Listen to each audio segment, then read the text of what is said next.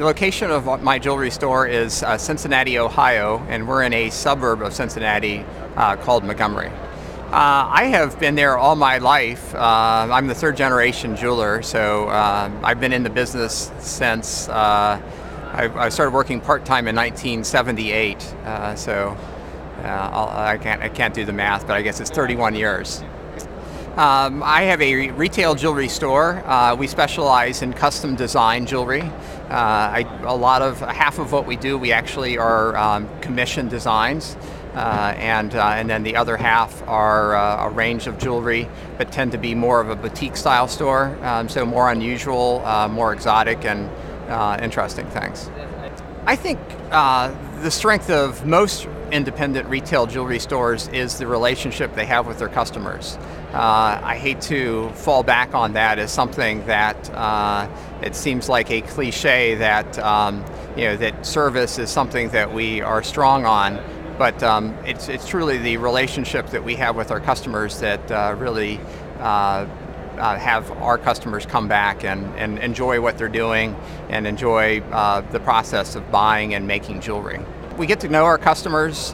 We spend the time with them that they might not get at other stores. We build a relationship knowing their families, the ages of their kids, the things that they do, the things that they enjoy, whether they're golfers or tennis players or business people that have businesses and we're interested in what they do. We try to keep up with current with what if it's a professional person, what their company's doing, and just kind of being that understanding person that they can come to and have a jewelry relationship with. Our store is known probably best in the Cincinnati and actually a little bit out of the Cincinnati area for custom design. It's what we've done for 3 generations and probably the strength of our business. I became a jeweler partly because my father and grandfather were both jewelers,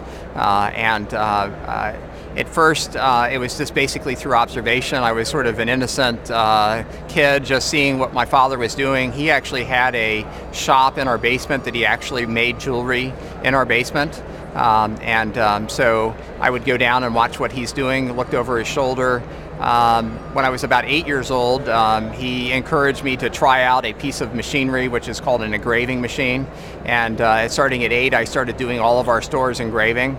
I always liked to work with my hands. And I have certainly an art flair, so the combination of the skill involved in making jewelry and the art and that is just something that was very natural for me. Actually, for 3 generations, Krombholz Jewelers have been quite an advocate for a range of fundraisers, a range of events for Cincinnati.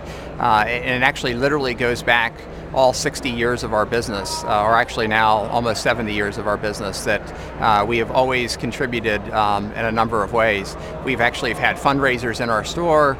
We contribute not only monetarily, but also being involved in activities or fundraising committees.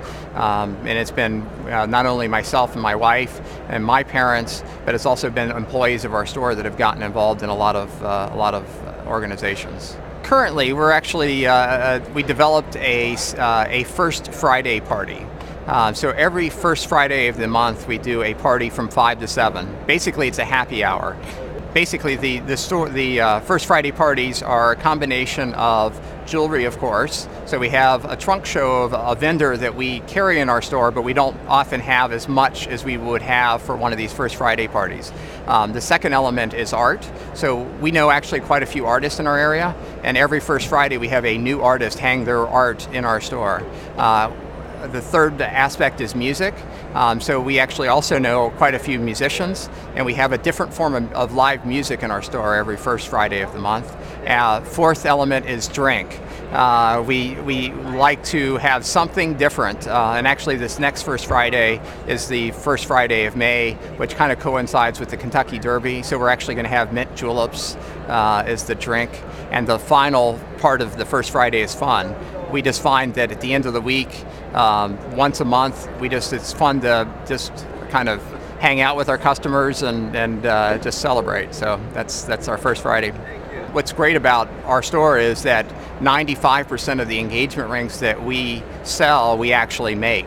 And the process, we get to know the customer over the period of time of making that piece of jewelry, because we actually check in with the design a number of different times. So through that process, we get to know the customer quite well. And we've collected some ideas over time about how other customers have given engagement rings. And we'll go through a conversation of basically making sure they understand that the giving of the engagement ring is as important as the making of it on our side.